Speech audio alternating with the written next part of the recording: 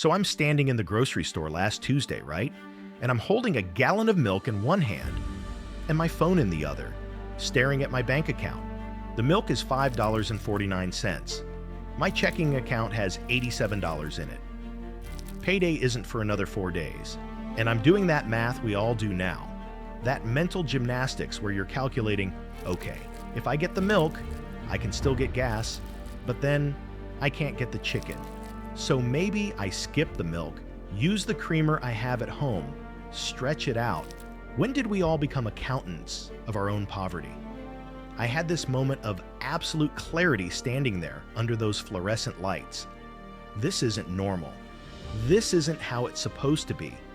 And judging by my Twitter feed, my group chats, the conversations I overhear at coffee shops, I'm not alone. Welcome to 2026. Welcome to the great American opt-out.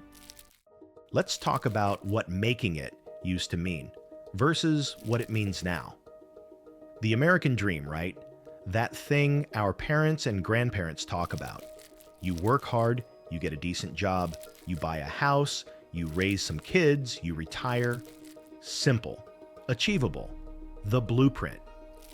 Here's where we are now. The median home price is sitting around $410,000 to $420,000. Let me put that in perspective. That's roughly 6 times the median household income. Historically, it used to be 3 times. We've literally doubled the impossibility. And before you say, well, just rent, the average 1-bedroom apartment is $1,500 a month nationwide. If you're in a coastal city, you're looking at double that, easy. So you've got people, real people, working full-time jobs, living in storage units to save money. And yes, I know that's illegal. I know it violates fire codes, but that's how desperate things have gotten. In San Diego, workers are commuting from Tijuana, Mexico, spending hours crossing the border every single day just to afford rent. Think about that.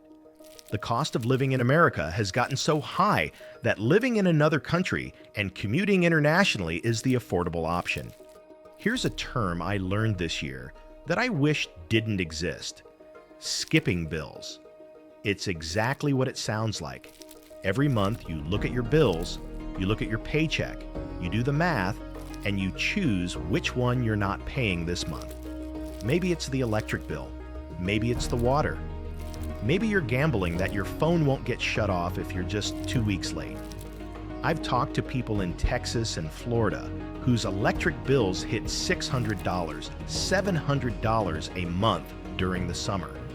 Not because they're running the AC at 60 degrees, because it's 105 outside and energy companies keep hiking rates. And what are you going to do? Just not use electricity? Car payments are averaging over $700 a month now, and for most of us, that car isn't a luxury. It's how we get to work. It's how we get to the job that pays for the car that gets us to the job. You see the trap, right?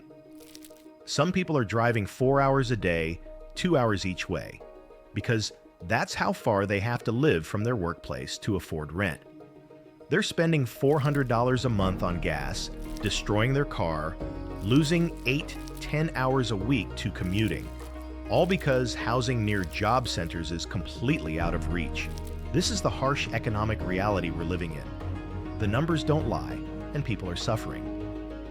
But the numbers are just part of the story. In the next part, we'll talk about the real cost of this crisis, not just on our bank accounts, but on our souls, on our relationships, on our hope for the future. Because this isn't just about money. It's about what happens to us as human beings when hope disappears. See you in part 2.